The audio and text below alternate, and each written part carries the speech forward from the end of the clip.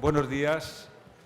Soy Félix Martínez de la Fundación COFARES, que siempre hemos colaborado con la Alianza de la Prevención del Cáncer de Colon, y voy a ser muy breve porque, como llevamos media hora de retraso, os pediría, por favor, me acompañan Higinio Pensado, que será nuestro ponente, y don Luis Reynoso, que me ayuda, que compaginaremos el tema de moderación.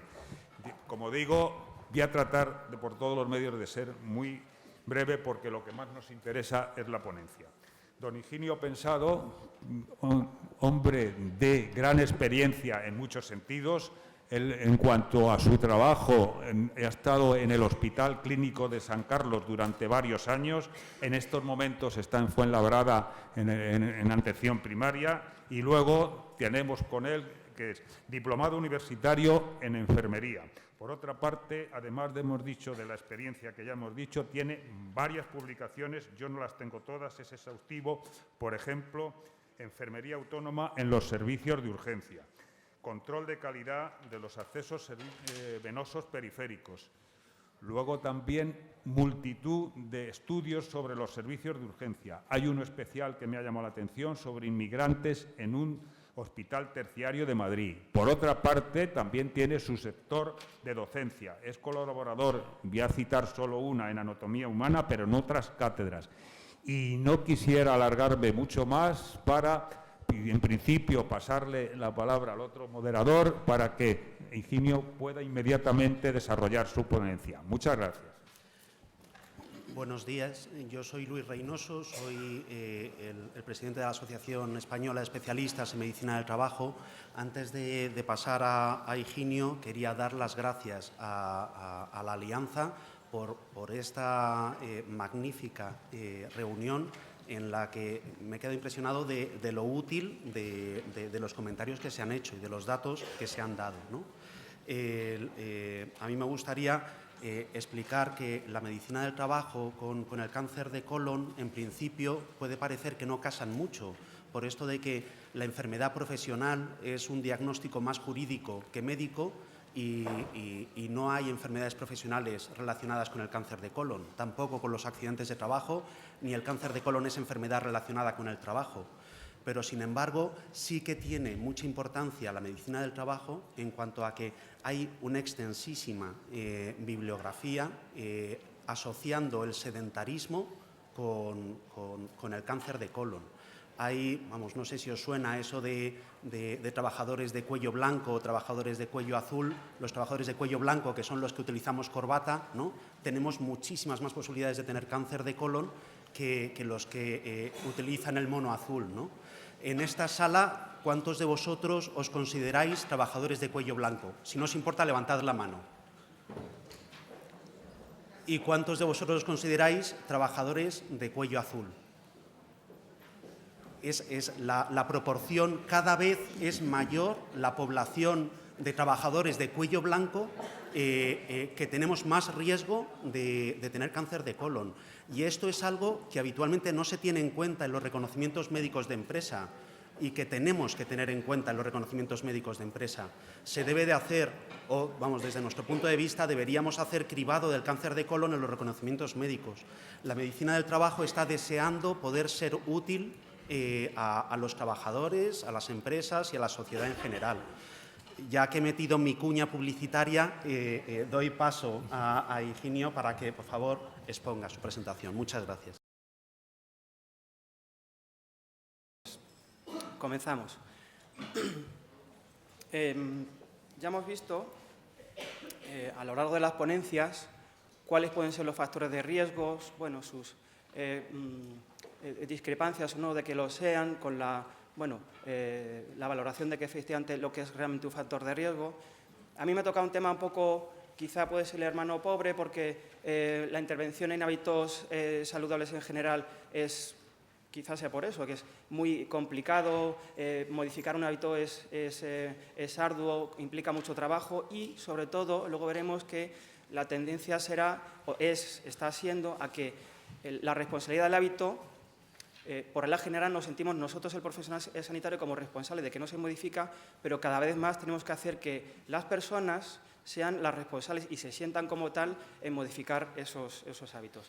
Ya lo hemos visto, como efectivamente el cáncer de colon es un cáncer, como ya has dicho en las primeras palabras de hoy, de países desarrollados, en las que intervienen muchos factores de riesgo que efectivamente son modificables, otros no tanto, pero por fortuna son los mínimos.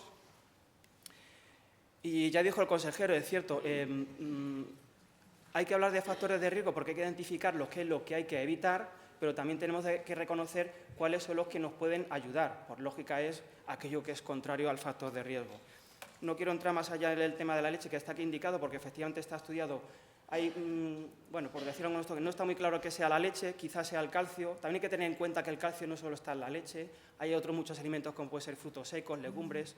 Es decir que, bueno, con las connotaciones que puede haber, en general, la dieta mediterránea, con todas sus propiedades, es la clave en la alimentación y lo que hay que promover como factor de protección.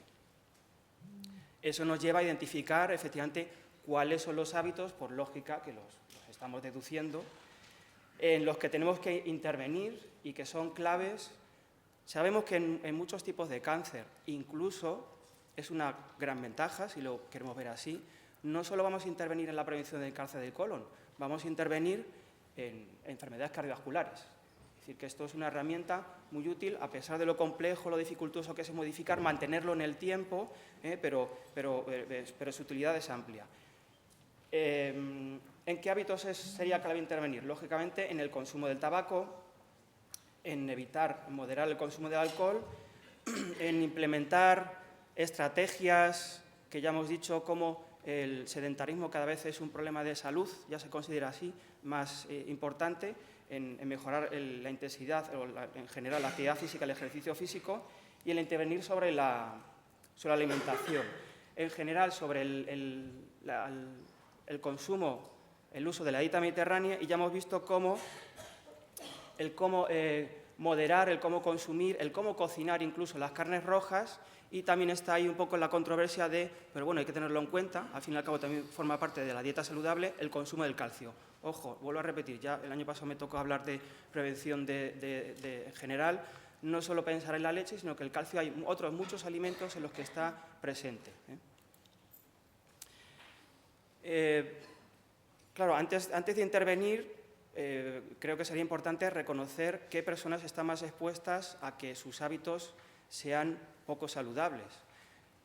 Por fortuna, y hablaré también a lo largo de la ponencia en el papel clave de las asociaciones, en este caso la Asociación Española contra el Cáncer, bueno, pues esta asociación hizo una encuesta, un estudio de investigación en el año 2010 y publicaron 2 informes, uno que es relativo a la percepción, a cómo perciben y qué conocimiento tiene la población de los factores de riesgo, es decir, vale, yo quiero modificar los hábitos, pero la gente conoce, ¿hasta qué punto conoce esos factores de riesgo? ¿No? Bueno, es una encuesta que se hizo en casi 8.000 personas, mayores de edad, mayores de 18 años, en el año 2010, entre noviembre y diciembre, y efectivamente en esta primera parte preguntaron sobre el conocimiento, percepción sobre los diferentes factores de riesgo en general del cáncer, no solo el cáncer de colon, eso sí. Se vio como, por ejemplo, en los hombres, de hecho, por sexo, se vio como los hombres son los que están mayor expuestos a este desconocimiento, le dan menos importancia al alcohol, a la exposición al sol y a las enfermedades de transmisión sexual como factores de riesgo. En cuanto a la edad, sí que se vio que en la franja de edad 35 a 54 años y los siguientes hasta los 74, existe una mayor percepción de que la dieta y el tipo de alimentación es un factor de riesgo, con lo cual, bueno, pues son personas que en lo que estamos enfocando, que es el cáncer de colon, bueno, pues tienen más conocimiento sobre ello. Un factor clave y curioso era que, bueno, se ha visto que la población extranjera parece que estaba más predispuesta a la influencia del tabaco, del alcohol y de enfermedades de transmisión sexual como factores de riesgo. No se ha visto una expresión en que hubiese una diferencia en factores socioeconómicos en cuanto a la percepción y los conocimientos. Se vio como las personas que tenían un buen estado de salud percibido, ¿sí? Se consideraban como sanas, veían como el consumo de alcohol y las enfermedades de transmisión sexual la percibían como un factor de riesgo mucho más clave. Las que practicaban un estilo de vida saludable veían o identificaban cómo tenían más probabilidades, por lógica, de valorar el tabaco y el alcohol como factores de riesgo y, pues, lógicamente, aquellas personas que directamente han estado expuestas, aquellos que han padecido cáncer, por ejemplo, uno de los factores que vamos a ver, que es el que a nivel general se percibe como menor riesgo, las personas que han padecido cáncer sí que lo perciben así, el peso como factor de riesgo. En las personas que han recibido información sobre el cáncer en los últimos 6 meses, existe una mayor percepción del riesgo del cáncer como en los factores de riesgo de tabaco y peso. En cuanto a las personas que conocen los síntomas de cáncer, bueno, pues aumenta la percepción de riesgo para la salud sobre lo general, conocer más factores de los síntomas, pues conocen más factores de riesgo, tabaco, consumo de alcohol, exposición al sol, dieta. Y esto es un punto clave. ¿Hasta qué punto es decisivo el papel de las asociaciones de pacientes, las asociaciones relacionadas con patologías en el conocimiento, en el conocimiento de los factores de riesgo? Pues efectivamente aquellas personas que conocían una asociación de la lucha contra el cáncer, pues percibían un mayor impacto en puntos claves en los que luego, ya digo que no son tan impactantes en el conocimiento, como son la dieta y la alimentación. Es evidente, aquellas personas que sabían que tenían mayores conocimientos sobre el cáncer tenían mayor percepción sobre esos factores de riesgo.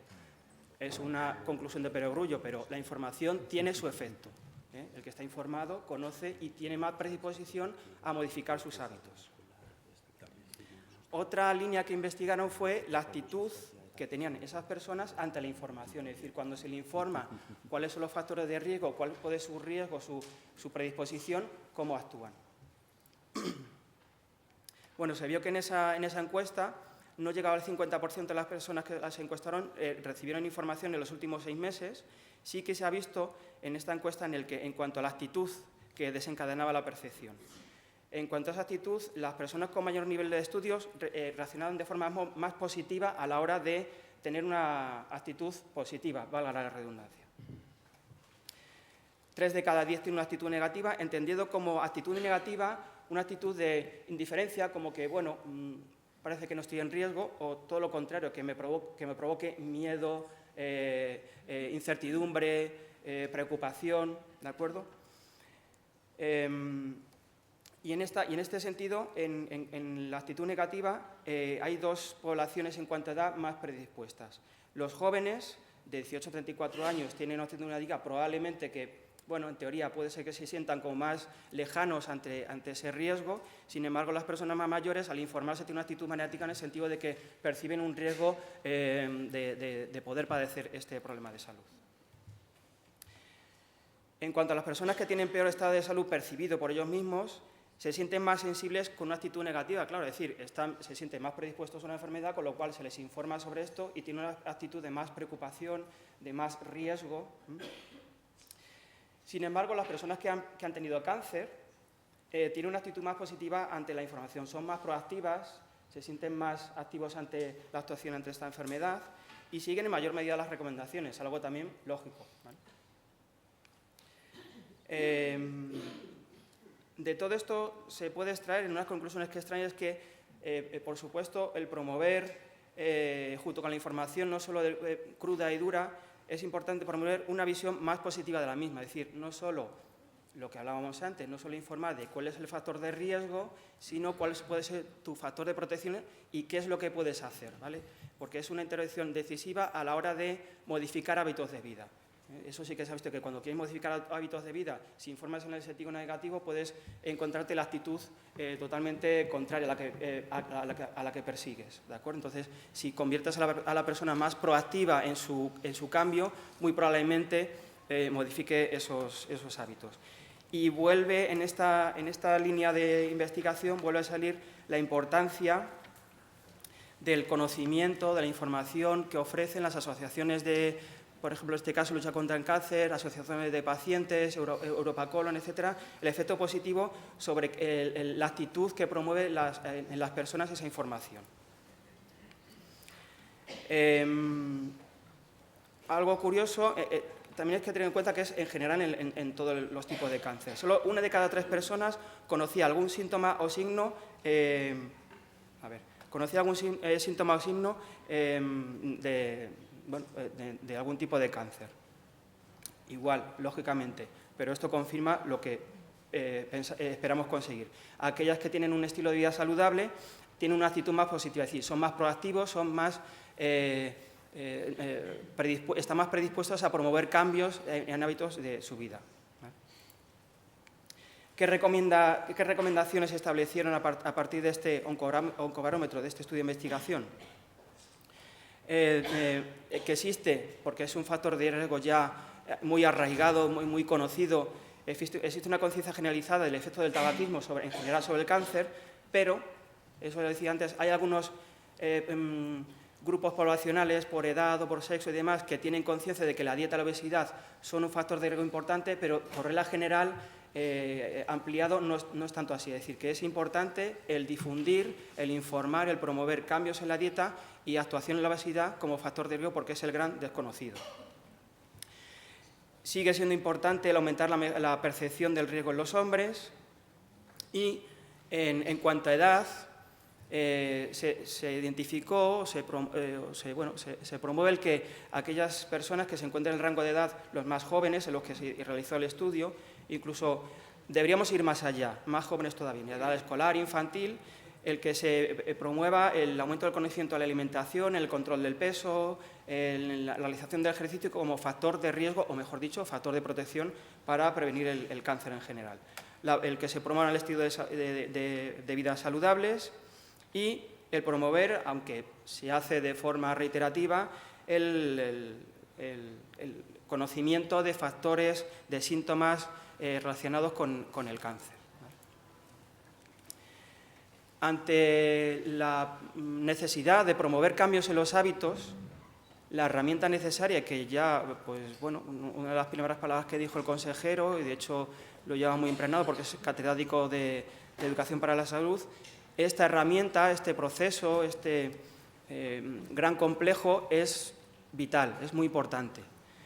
Vuelvo a decir, no es fácil aplicarlo, no es fácil ver resultados, pero es la herramienta de la que disponemos. Efectivamente, eso es un proceso planificado, sistemático, tiene su trabajo de comunicación, de enseñanza, aprendizaje, y que está orientado a hacer fácil adquisición, elección y mantenimiento de prácticas saludables.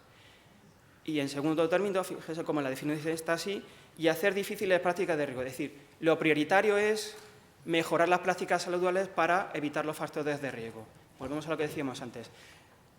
Tenemos que hacer más importante el incidir en lo positivo para evitar lo negativo, ¿vale? Educar no es solo informar, no solo que la persona sepa, es algo más complejo, es informar, es motivar a la persona no se lo debe de conocer, debe tener una actitud de cambio. La actitud del profesional que aplica, cualquier persona que aplique esta metodología debe ser el de ayudar, no solo el de informar, el de imponer, que sepas qué, sino el que, yo puedo ser el consejero, puedo ser el guía en el que te ayude a decidir determinadas cosas. Es importante tener en cuenta que se deben propugnar cambios en el medio ambiente como tal, como algo ecológico, y ya incluso también, la verdad es que el consejero ha dado pie mucho a esta ponencia, el marketing, por ejemplo, que está en nuestro medio ambiente, es un factor clave y decisivo, ¿vale? En la publicidad, los medios de comunicación, el periodismo influye mucho en esto, y promover, lógicamente, la enseñanza. ¿Cuáles son los objetivos? Ya hemos hablado antes de ellos, pero reiterarlos. Activar a las personas. En la educación para la salud, la persona no tiene que ser un sujeto pasivo de que recibe información. La persona recibe la información y tiene que utilizarla. Y es responsable de que la utilice. Y se tiene que sentir como tal, ¿vale?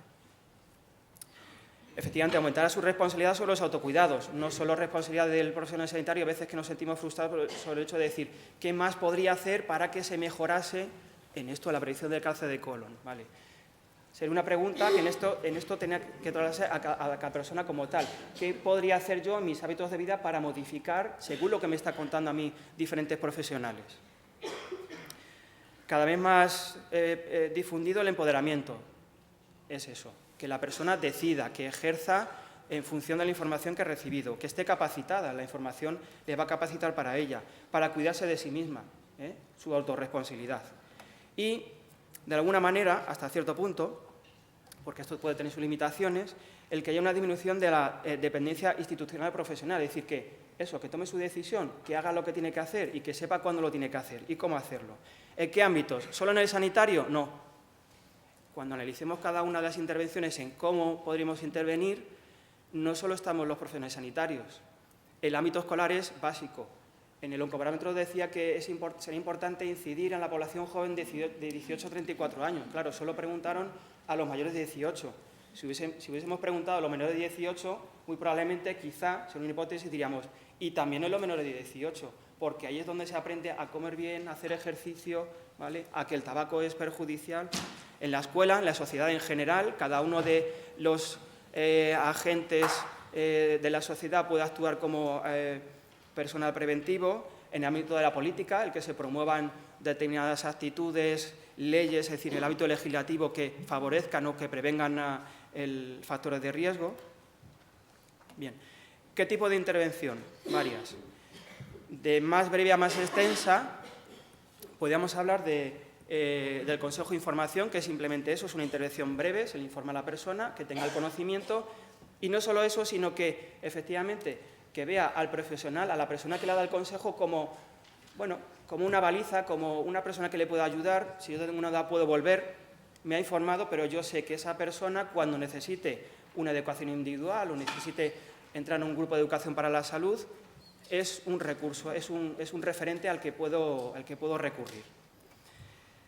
Si la actuación es un poquito más extensa, sería un proceso de educación individual en el que, bueno, ya sería una serie de consultas organizadas, estaría más estandarizado, etcétera, en el que la persona se trabaja de forma más directa sobre ella, o a nivel grupal, ¿vale?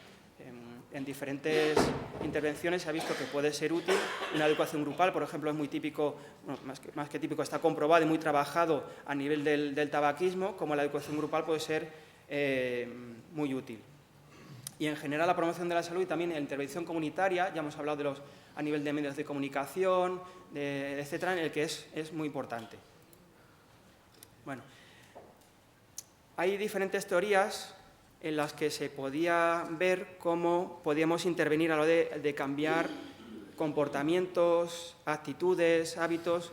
Y claro, cuando uno ve este gráfico de la teoría de la rueda del cambio del comportamiento, efectivamente se enfrenta ante la complejidad de lo que queremos realizar, ¿vale?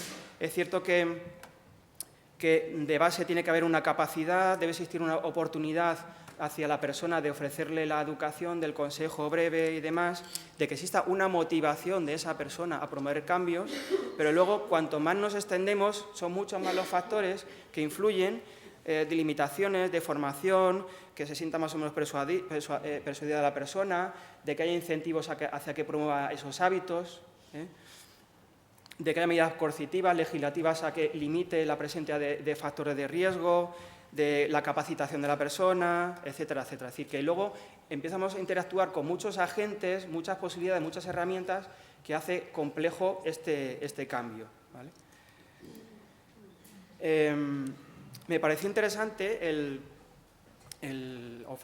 presentar este estudio para, efectivamente, de alguna manera ver hasta qué punto el que si mantenemos unos hábitos de vida, si nos adherimos a recomendaciones de hábitos de vida saludable, y eso realmente al final tiene su utilidad. Dentro de lo que es complejo es de que, claro, es una intervención que para el efecto que quieres conseguir a largo plazo relativamente es breve, y esa es la dificultad que tiene, de que esperas un efecto a largo plazo con una intervención breve y es poco medible. Bueno, pues esto sí que ya ha sido estudiado en una población, en un estudio de corte, con sus limitaciones, aún así, en una población muy extensa, número de poblaciones muy extenso, más de 55.000 personas, lógicamente sanas, en las que se hizo un seguimiento en lo que cabe a largo plazo, casi 10 años, y en lo que se vio que, bueno, unos 678 personas, entre hombres y mujeres, se le han diagnosticado al final de un cáncer de colon. Bueno, y entonces se vio, ¿vale? Y las personas que estuvieron adheridas a esas recomendaciones de hábitos de vida saludables, ¿qué efecto al final se consiguió? Bueno, pues se vio que en lo que se valoraba, que era un índice del estilo de vida, aquellos que conseguían un mayor índice en el estilo de vida y se vio que por cada punto adicional en esa escala se mejoró el riesgo en la prevención del cáncer de colon.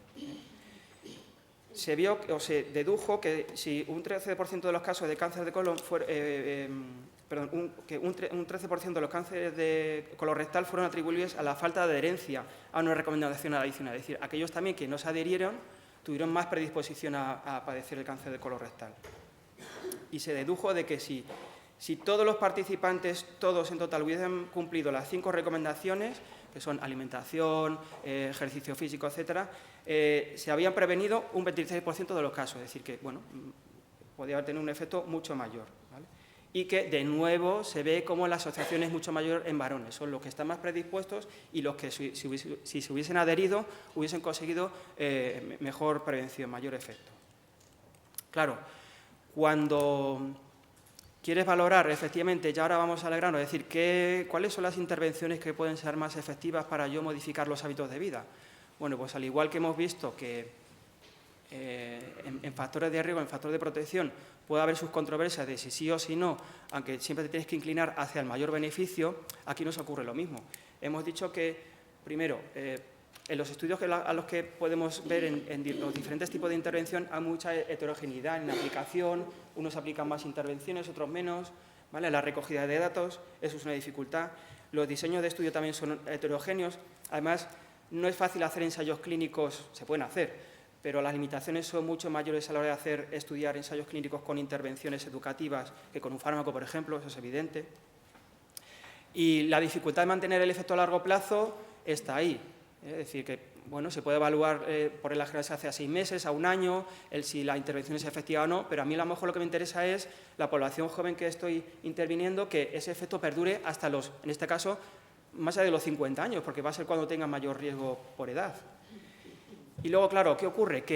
Y esto nos ocurre no solo aquí, sino en cualquier ámbito de la prevención. La percepción del beneficio no la tenemos como tal. Por supuesto, cuando tenemos una patología, conseguimos la curación, la percepción la tienes.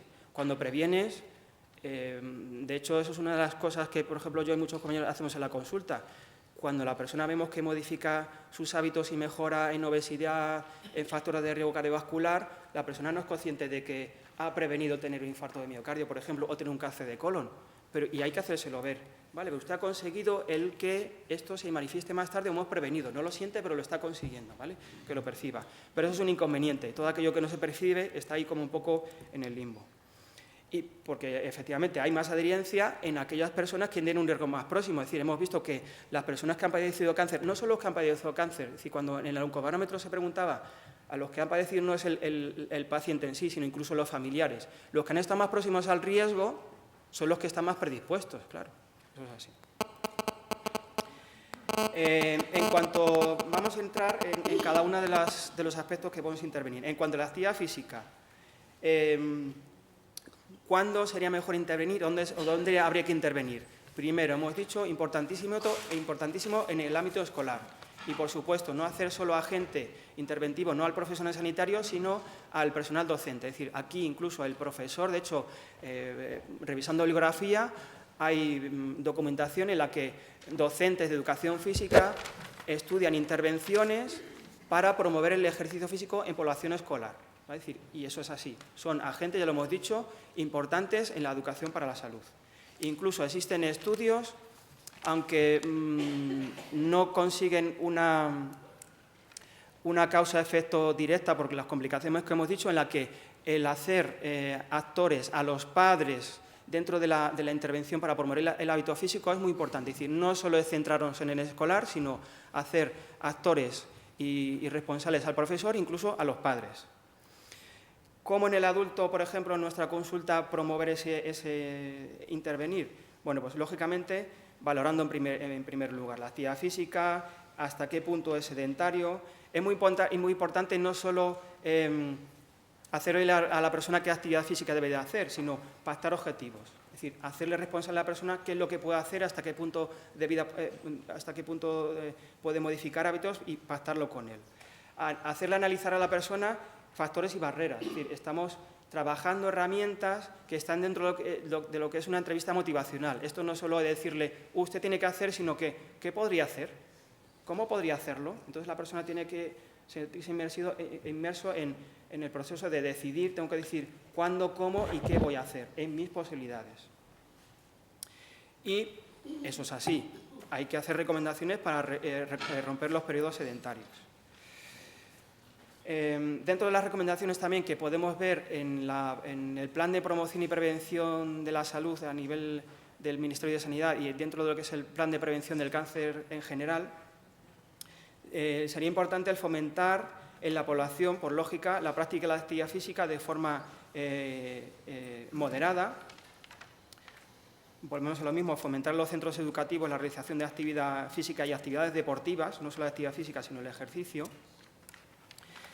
Dentro del ocio y tiempo libre, cada vez se ve más que la población infantil está más expuesta al sedentarismo, recurren más a juegos en los que la actividad física es menor. Pues dentro de ese ocio y tiempo libre es muy importante el promover otra vez de nuevo el juego y la actividad física en la edad escolar.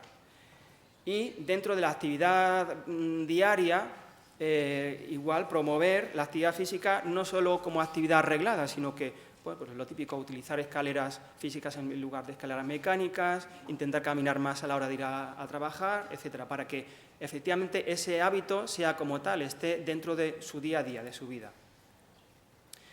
En cuanto al consumo de alcohol, ya la Organización Mundial de la Salud ha establecido como la intervención sobre este factor de riesgo es clave y efectivamente tiene una consecuencia en la prevención de enfermedades y muertes prematuras. Y junto con la prevención del tabaco es una de las otras intervenciones más coste efectivas para prevenir enfermedades y, lógicamente, dentro del factor de riesgo de cáncer de colon como tal. Aquí entra en clave, por ejemplo, el aspecto legislativo, igual que en el tabaco. Hay veces que intervenimos de forma educativa y no es posible y le toca a otros agentes legislativos y políticos en los que efectivamente hay que promover, puesto que conlleva un coste incluso a la sociedad, hay que promover leyes en las que mejoren ese hábito. ¿Vale? Es decir, asegurar una normativa vigente en materia de publicidad, lo que hemos dicho, en todo el ámbito social de la persona, patrocinio, venta, etcétera.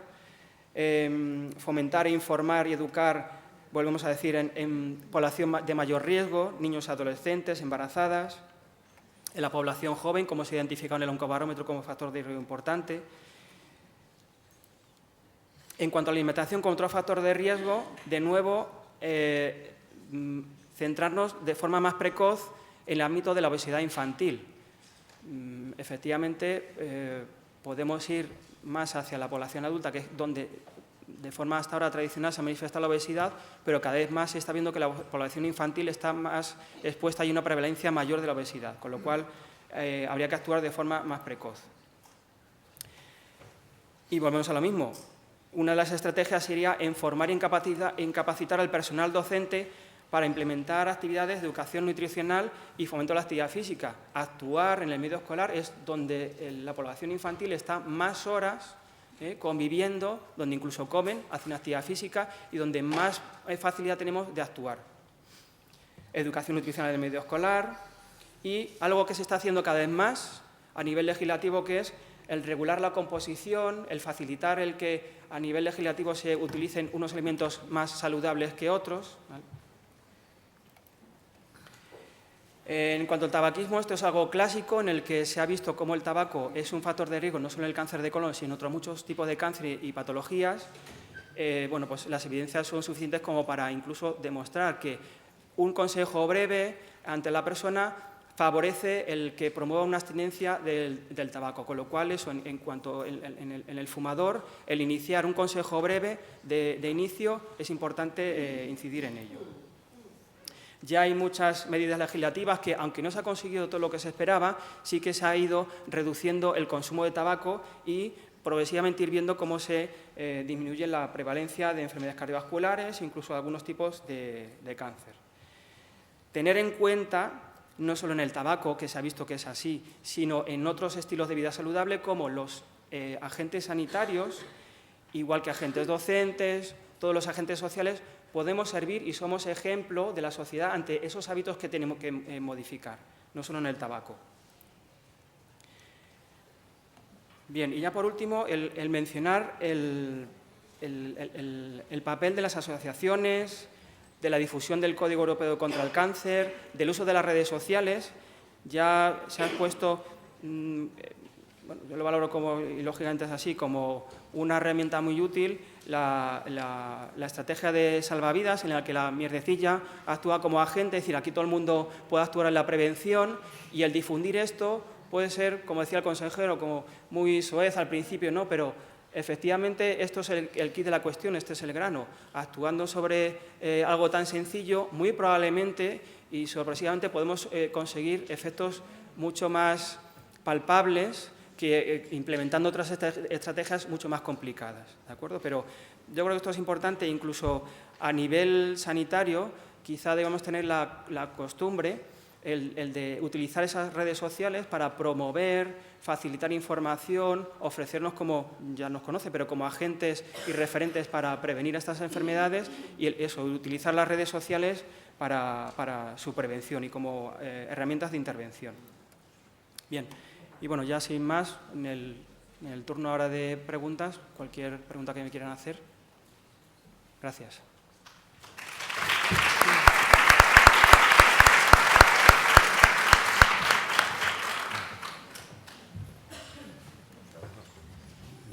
Bueno, felicitar a Higinio, que creo que su participación ha sido para mí excepcional, y siguiendo un poco por la premura de tiempo que tenemos, pues dar cauce a las posibles preguntas y procurar que sean lo más estrictas posibles. Muchas gracias.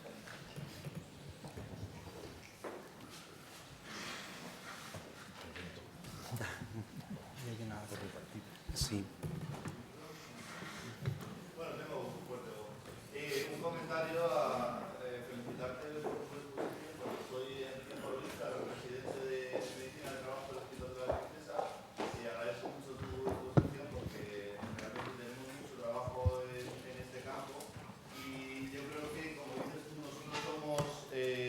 Reflejo y ejemplo que tenemos que dar, y acabamos de tomar un desayuno lleno de colesterol, lleno de grasa, viendo que la obesidad en España sigue subiendo y subiendo. Realmente en un hospital no se toma una dieta adecuada, y yo creo que eso es una llamada de atención a los hospitales, congresos y demás, para que cuando tengamos un descanso, aparte del café, haya algo de dieta equilibrada. Y luego, con respecto a lo que habías comentado, doctor Reynoso, de las profesiones, yo que estoy empezando un poquito y tengo poca idea del mundo del riesgo de cáncer en las profesiones, ¿hay alguna evidencia o no evidencia que todavía no esté demostrada de algún cáncer, o sea, el cáncer de colon asociado a algún trabajo en concreto? Gracias. Muchas gracias.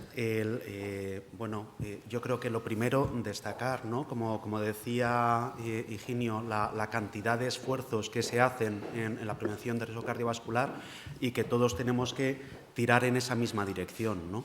En contestación a lo que preguntaba Enrique, no hay una constatación clara, como por ejemplo el cáncer de próstata con la exposición al cadmio, o aminas aromáticas con cáncer de vejiga, ¿no? O el amianto con los mesoteliomas.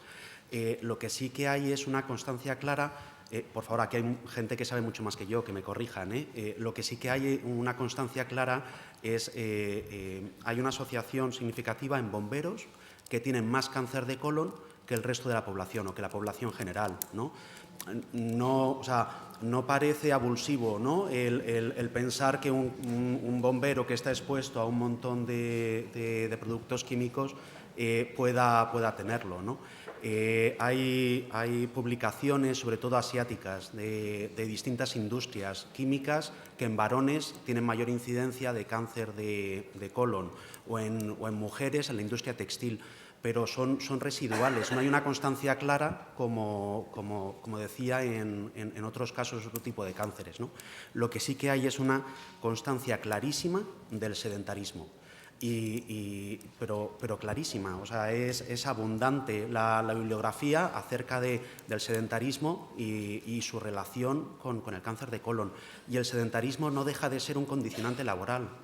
Esta mañana, entre muchos de los datos muy interesantes que se han dado, se hablaba de un 43% de sedentarismo en general, ¿no? Pero es que el sedentarismo laboral es que cada vez tenemos menos trabajos que sean activos, cada vez tenemos más trabajos intelectuales y con mayor exposición al sedentarismo, ¿no? Con respecto a lo que decía Higinio de ese esfuerzo que tenemos que hacer todos para la prevención del cáncer de colon, o que decía doña Isabel Oriol, ¿no? El cribado de cáncer de próstata, perdón, el cribado de cáncer de colon es que nos es tan fácil, o sea, en los reconocimientos médicos de empresa, a partir de los 50 años, junto con la carta de citación, enviar un tubito de sangre oculta en heces, que además ahora lo que detecta es hemoglobina humana. O sea, ni tan siquiera hace falta estar previamente con una dieta especial para que no haya falsos positivos, para que no... Pero si es que está tirado, y es que nos es facilísimo, ¿no? Desde las empresas tenemos mucha facilidad para hacer campañas de promoción de la salud, y no tan solo promoción de la salud en cuanto a buenismo, ¿no? Sino promoción de la salud en cuanto a que el sedentarismo laboral cada vez está más presente en nuestra sociedad, y creo que debería ser casi obligatorio, ¿no? Pero eso sí, desde las sociedades de prevención, desde los servicios de prevención ajenos, propios, mancomunados, necesitamos que la sanidad pública nos lo diga, ¿no? También debo decir, perdón, con esto ya acabo, que en la empresa en la que yo trabajo, que es el Banco Popular, yo llevo 10 años y 4 años de que yo llegase ya se hacían cribados de cáncer de colon con sangre oculta en heces. Y es algo que hemos visto la evolución en estos 14 años. Los médicos de familia, al principio, cuando enviábamos a alguien con sangre oculta en heces positiva, nos mandaba la porra. Y cada vez lo remiten con más facilidad a hacer colonoscopia, con lo cual esto está calando. O sea, este mensaje repetido que está haciendo la Alianza está calando en la sociedad y se está consiguiendo. Nosotros, la gran ventaja que tenemos es que nosotros tenemos, el consejero hablaba esta mañana, de un 18%, de un 50% como objetivo en la implantación. Nosotros tenemos una adherencia del 80%. Una adherencia del 80%, se nos escapa un 20%, pero es gente que en cuanto tiene sangre oculta en heces la derivas a hacer colonoscopia y aunque se jubile unos pocos años después, ya tiene el seguimiento hecho, ya ha entrado en la ruleta, ¿no? Nosotros, vamos, el 30% de los cánceres de colon se produce en edad laboral. El cáncer de colon se asocia a la longevidad, se asocia a gente de edad mayor, pero el 30% de ellos debutan antes de los 65 años. Y el 15% de la mortalidad por cáncer de colon se produce en gente menor de 65 años. En mi empresa, que controlamos unos 15.000 empleados, todos los años diagnosticamos 1 o 2 cánceres de colon. Y si ese 1 o 2 personas, en vez de trabajar en mi empresa, trabajasen en otra, no habrían sido diagnosticados, ¿no? Y nosotros estimamos que salvamos la vida a uno de nuestros trabajadores cada 5 años, ¿no? por el volumen de población. ¿He contestado a la pregunta? Muy bien. ¿Alguna otra pregunta que tengáis?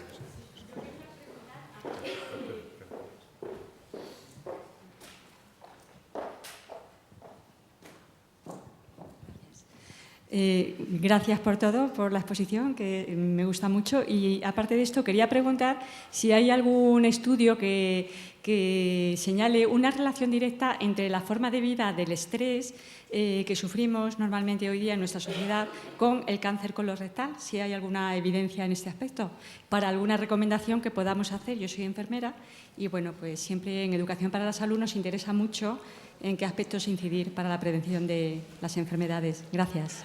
Sí.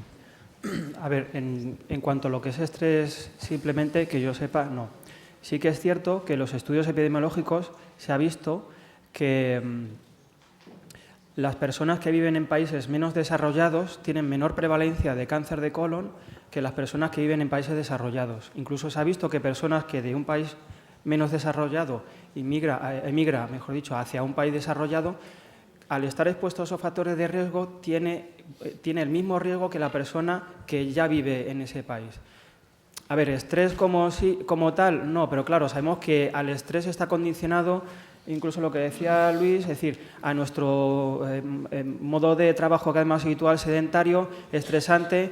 Curiosamente estamos estresados, pero estamos sedentarios. Como estamos estresados, comemos peor, hacemos menos actividad física en el trabajo cuando vamos y demás. Es decir, que el estrés puro y simple no, pero si lo analizamos, alrededor del estrés hay muchos factores en los que sí hay que trabajar. Es decir, no solo ver el estrés en sí, sino ver alrededor del estrés que tienes. Sedentarismo, muy probablemente.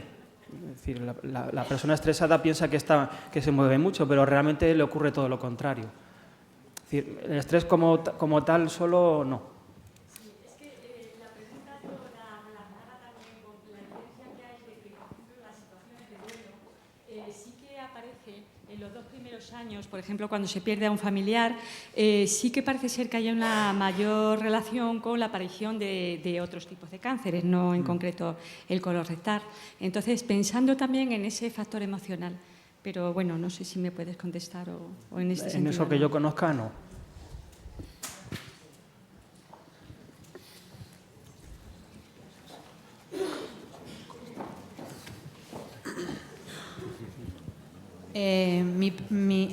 Más que una pregunta, casi es una sugerencia. En una de las diapositivas, respecto a las medidas de intervención educativas infantiles, me ha llamado la atención lo de la bollería industrial, que se evite la bollería industrial. Sí.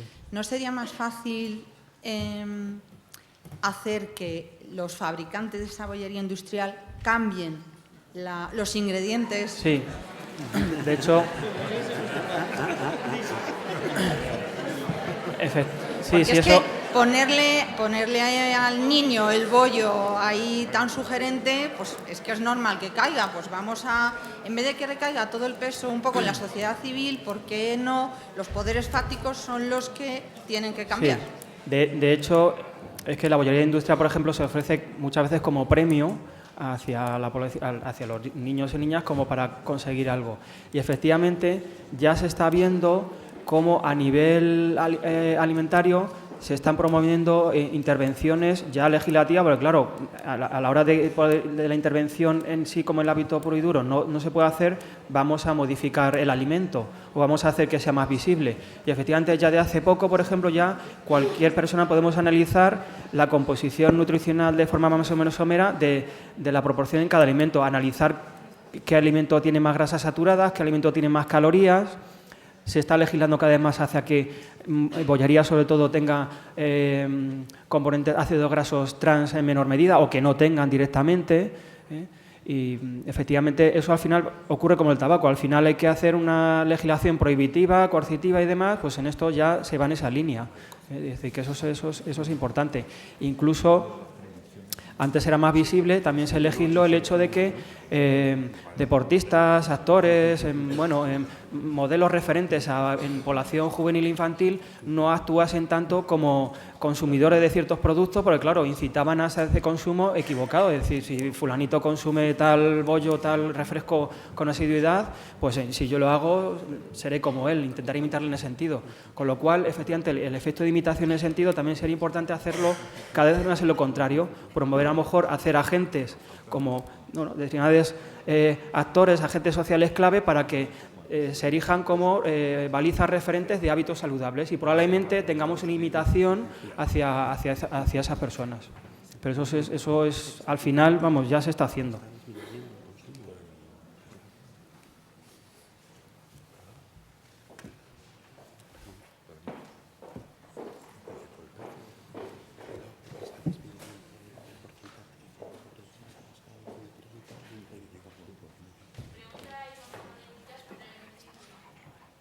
¿Ejercicio se debería aconsejar para la prevención del cáncer colorectal?